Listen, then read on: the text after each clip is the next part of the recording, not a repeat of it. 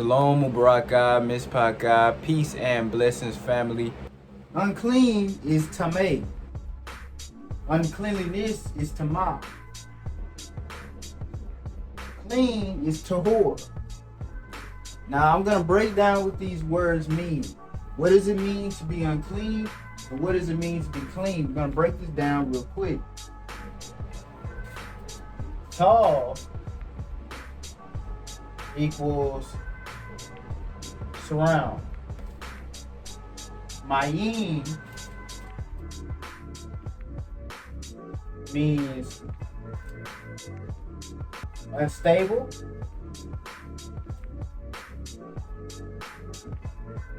Chaotic. Right? In other words, water. So let's understand it also means water. Because water is both unstable, uncontrollable, and it's chaotic. You can't really control water, right? Now we're dealing with Aleph. Aleph represents power. So when you're unclean, you're surrounded by unstable, chaotic power. Now, in the word uncleanliness, we see some things that we don't see in the word unclean. So in tamah, unlike tameh, we see the vav and we see the hay. Vav means join. The hay means breath or spirit.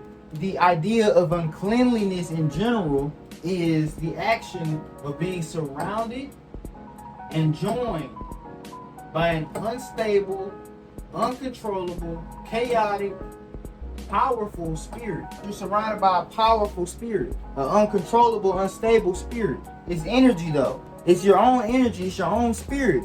It's not another spirit that came on you or nothing. It's your own spirit. I hope you've been looking at my other breakdowns that I sent to, in my other Patreon posts. What our spirit looks like. Our spirit starts inside of our body with 7 cores of the spirit, several chambers of the spirit, the chakras. But outside of your body, there are 7 layers of bioelectric field, or there's 7 layers of an electromagnetic field outside of the body. If you're unclean, it'll look like this, all broken up and stuff. This is how your bioelectric field, aka your spirit radiates on the outside of your body, not just inside your body. When we think about spirit, we think of something inside. Our spirit radiates about 5 feet outside of our bodies as well, right? Which is just made out of extremely high frequencies from electrons being thrown off from the body. Some people's eyes are good enough to see these naturally, but there's also software and equipment you can buy to actually take a picture of yourself, and it'll show you your aura. Aura comes from the Hebrew word or, which means light. This is a frequency outside of your body that's higher than 750 terahertz. About 800 to 1,000 terahertz is what you have outside of your body, and you can't see that. Some people can, but most people cannot see that amount of energy. They can't see that frequency. Inside and outside of your body, there's electrons spinning. They say they're spinning the speed of light, and they're throwing out negative ions constantly. But those negative ions are getting thrown out and sucked back in, thrown out and sucked back in, and that's what causes your light. However, it becomes uncontrolled, unstable, and it looks like this whenever you're unclean. Now let's see what clean means in Hebrew. You're surrounded by an energy. You're surrounded by a spirit that is joined. But what does this letter mean? This is a resh. It represents high or highness. Anything that's high, elevated up. So you're surrounded by a spirit that is joined, high up, highness, elevated. You're surrounded by a very high spirit, very high energy. This is what you're the electromagnetic field should look like at all times. This is what your aura, or your ore, when we say in Hebrew, the ore, the light. Solomon says the ore of the righteous shines bright. Right? But the lamp of the wicked shall be blotted out. This is what your spirit looks like when it's unclean. This is what your spirit looks like when it's clean. If you don't know what the tabernacle is a tent that was in the middle of Israel. And if you wanted to talk to Yah about something, you mastered up the courage to go talk to Yah about it in the tabernacle. You see, at one point, Yah dwelled among us. We didn't have to pray. We could just walk into the tabernacle and get the answers directly from Yah. But this is the catch. If you're unclean at all, then you would die immediately. As soon as you walk into the tabernacle, you're dropping dead. So that's why Yah is so hard on the unclean laws in scripture. You read this Torah, you're like, why are there so many unclean laws? Why is he going so hard? Don't die in your uncleanness because you defiled my tabernacle. That's what he said. Now, if you walk into the tabernacle without this level of spiritual protection, all this is, see, this is a body. This is the human body made out of flesh, bones, and cells. Right? And this is a high level of extremely high energy. This energy protects your soft body from the radioactive nature of Yah. Yah is radioactive, also known as a gamma ray. He's an extremely high frequency. If we go around him unclean, without the 7 layers of protection, electromagnetic protection, we're dying. This raises our vibration to keep us safe. We're around such a high vibration, which is Yah. Take a good look at this.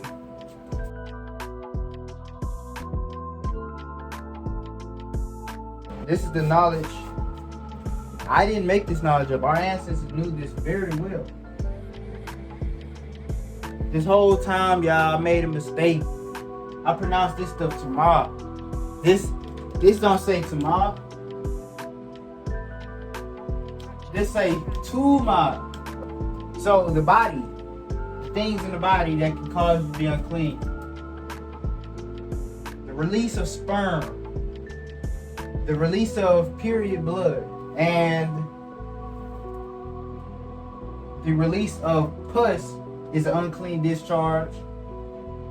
A period for a woman is an unclean discharge, and the release of sperm is an unclean discharge. These are the 3 things that the body will have that is an unclean discharge. These laws was given to us directly from the Almighty, creator of the whole world, creator of the whole physical plane, Yah himself. He knows that these 3 bodily things are unclean. Why? Because Yah tells you any dead creeping thing is unclean. You ejaculate as a man, you're releasing several billion sperms at a time per ejaculation. If you're a healthy male, you're gonna have about 1 million dead sperm cells inside of that several billion, thing of swimming sperm. You're gonna have about 1 million dead ones in it, right? So sperm is a creeping thing. What do I mean by that? Sperm is a creeping thing because it is a literal single-celled organism within the body. It's the only cell in the human body that has a flagellum. A flagellum is a literal appendage, like an arm or a leg or a flipper, that helps it move throughout the body. So a sperm is literally a single-celled organism.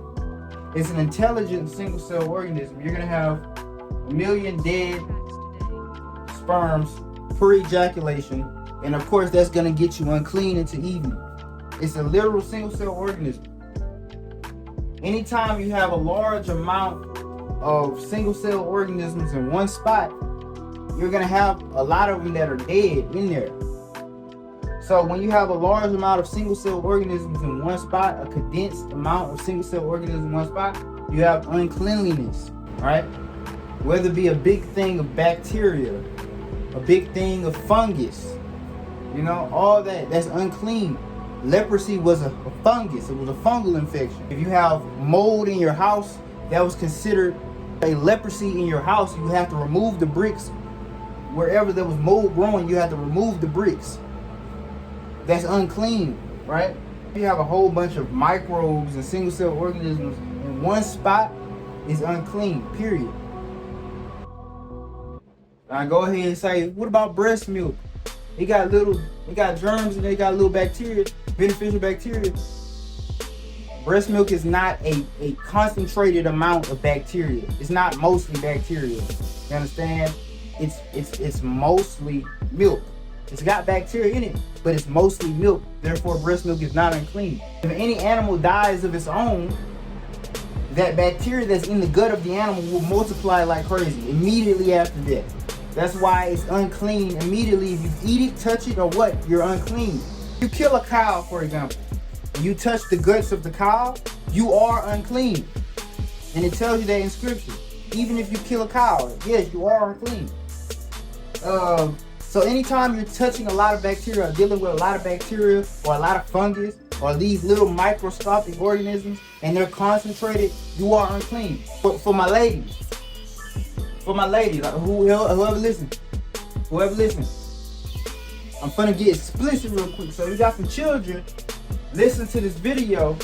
You might want to skip this part, or tell them to leave and come back or whatever. For all my ladies, if you sucking your man up and you swallow, you are in sin to it. Now let's deal with period blood. Inside of period blood, there is a lot of pieces of dead eggs from the outer wall of the endometrium and from the ovary that's being shed into your period blood. And then you also have countless amount of white blood cells inside of period blood. White blood cells are also unclean. I'm going to talk about that in just a second. But right now we're dealing with period blood. Because of the eggs, right? This is the egg. Now let me explain why the egg is a single cell organism just like sperm. They are one and the same. They are complements. The only thing different is the egg is much larger and the egg does not have a flagellum. Right?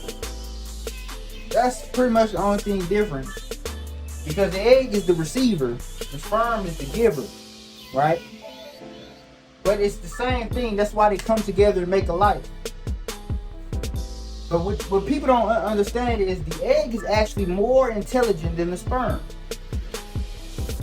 I'm going to repeat that. The egg is more intelligent than the sperm. Even though the sperm is like an actual worm, snake, or whatever, or a tadpole or whatever, the egg is more intelligent than the sperm.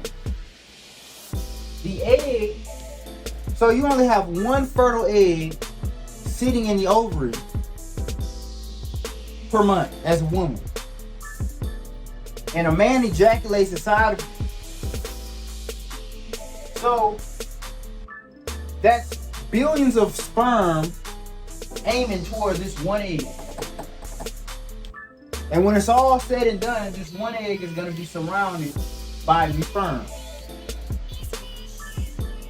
Now, what that egg has to do is decide which sperm is going to allow inside of it. They keep trying to get in this egg. They surround this egg. They're trying to get in there. They're trying to get in. Right?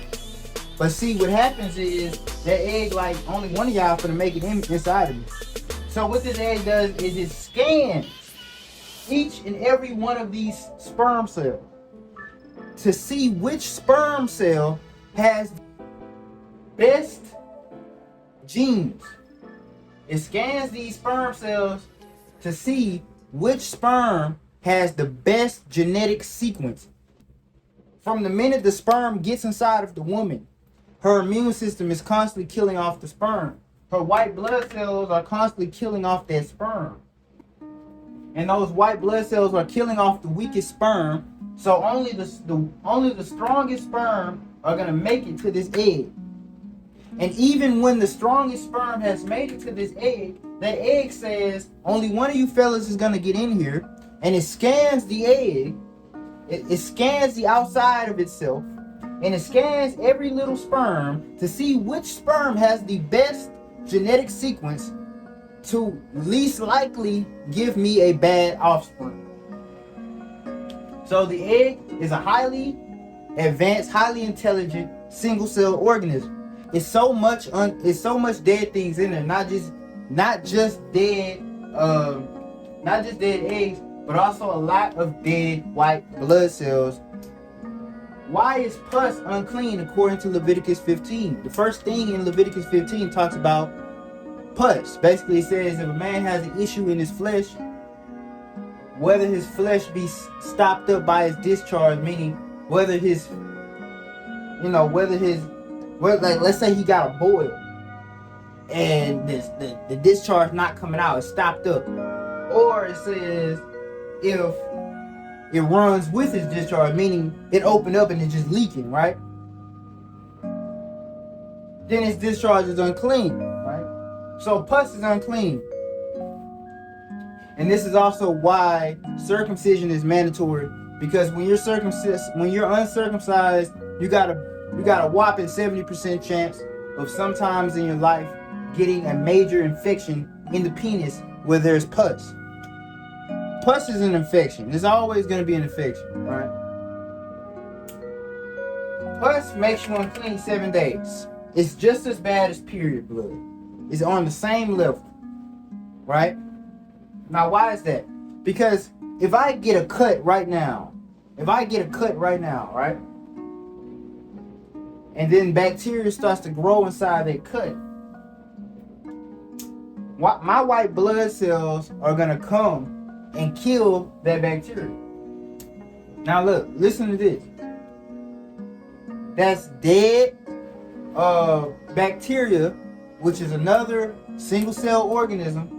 Any dead single cell organism is unclean. So you got dead single cell organisms, then you have on top of that a whole bunch of dead white blood cells.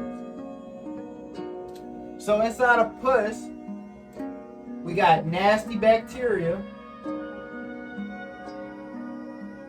and we also have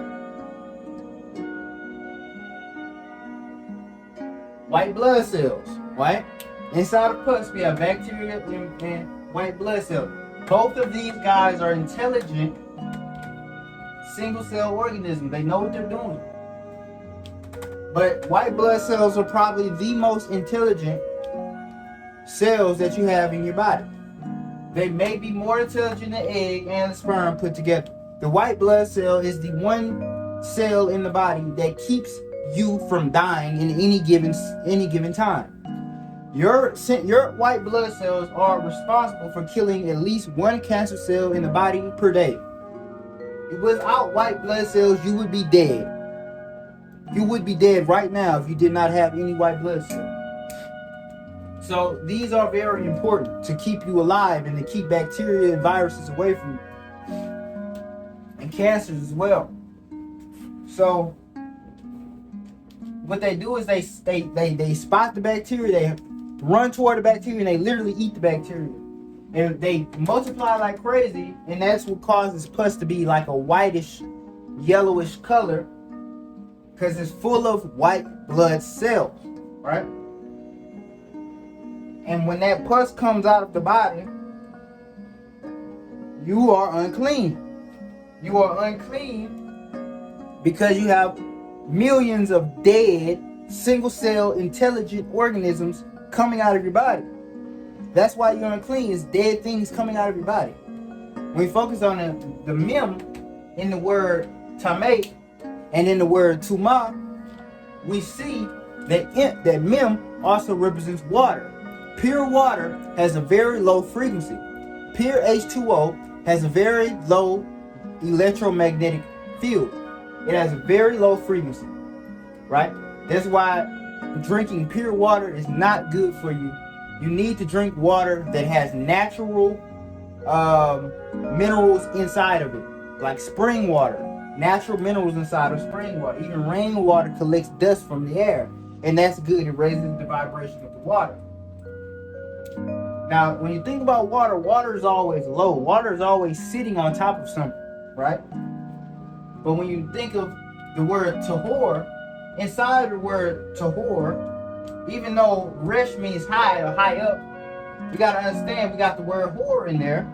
Hor or har means mountain in Hebrew, and mountains are high up. So think about something elevated. You have a high frequency and you have a low frequency. Mayim, water, represents a low frequency, while the har represents a high frequency. So when you are clean because your frequency is high, because you're not dealing with this right now. Also, you're not dealing with any unclean animal. Now, why are some animals unclean while other animals are clean? With animals, it's a spiritual level. Animals have a bioelectric field as well. Animals also have auras, right? Your aura is mostly controlled by your emotions. The colors it gives off, as well as the frequencies it gives off, the aura or bioelectric field, electromagnetic field of any animal is mainly controlled by its delta, beta, theta, and gamma brain waves. In other words, they're also controlled, they're mainly controlled by the animal's emotion, right? So with that being said, think about a pig. Pigs are very greedy. Pigs are very greedy, very aggressive, and very nasty and unsanitary. When you're eating an animal, you're literally consuming some of that animal's spirit. Why? Because every living thing, as well as every dead thing, still has a spirit. There's something known as a default spirit, which can be found in literally everything. Everything from these cubbies, to this board, to this wall, to my shirt, to this amethyst stone, to my face, to my eyeballs. Everything has a default spirit. What is a default spirit? It's the basic energy level anything could have. When you have atoms, protons, neutrons, electrons, you have a spinning ball of energy. What's causing this to spin? What's making the atom move? It's moving because it's alive. Everything, even non-living things, are made out of living things, which means everything is made out of energy. All energy is spirit. Spirit is default energy on this level. This level of dead things, even when we kill a dead cow or a dead goat, it still has a certain electromagnetic field radiating from it. If I kill a goat or a sheep right now, even while it's dead, it's still going to emit a bioelectric field, right? So it's still going to have a certain spirit, and I'm going to be eating that spirit. Think about why Yah tells you if an ox gores a man to death, you should not eat that ox. Why is that? Because you are eating violence. Yah doesn't want you consuming that type of spirit. Let's look at the animal like a horse. Horses, they're very sexual animals, very lustful, very rapists. And I'm telling you guys, like, I've owned horses, I've seen them in action. Horses are rapists, period. All animals are rapists because they can't give consent. We know this. But horses are another level of rapists, like literally another level of rapists. My horse name was Angel. I used to ride her, all the time. And when we would ride by this male stallion, that's why they call stallions. That's why they call people stallions whenever they're sexually appealing. Down south, when a person is sexually appealing, whether male or female, we call them a stallion, right? So, horses are very sexual animals. I'm riding my female horse down the street. The male horses come running all the time, trying to jump over their gate. Penis is fully erected all the time, trying to rape my horse. And I've seen in action, in the beginning of spring, horses break loose to have sex with female horses, and the female horses are running away until they get tired, and the male just comes up and just, starts doing it. And like, I'm telling you, that's how it is. Horses are rapists, but they're extremely sexual animals who cannot control their sexual urges. So it's a good thing that we don't eat horses unless you eat Burger King. I don't know if Burger King really got horse meat or not, but it's a theory. That's what they say. You know, I don't eat that stuff anyway, so I don't really care. But eating horses could cause you to have that sexual spirit, to be so sexual, so can't control your sexual urges and all this other stuff.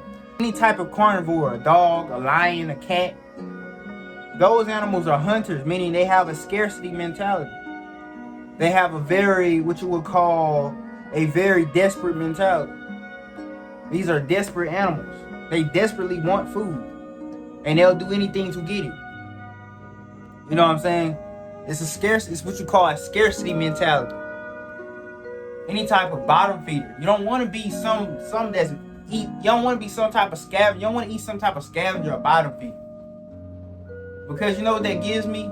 That gives me scarcity mentality instead of abundance mentality. You want to have an abundance mentality. Cows, sheep, goats, their food is all around them. They have an abundance mentality. They don't have a scarcity mentality. Even horses, in the wild, they live in the desert. They have a scarcity mentality, constantly search for grass. Look at a donkey. Why shouldn't you eat a donkey? Donkeys are very stubborn animals. You don't want to be stubborn and rebellious. You know what I'm saying? You want to be somebody. Come on, think about it. It's obvious. Now let's look at a ram or a male sheep. Why do we eat rams in scripture? Rams are clean because their energy, their spirit that they gave off, what was it? It was a very strong. Rams are very strong animals. They're known for their strength.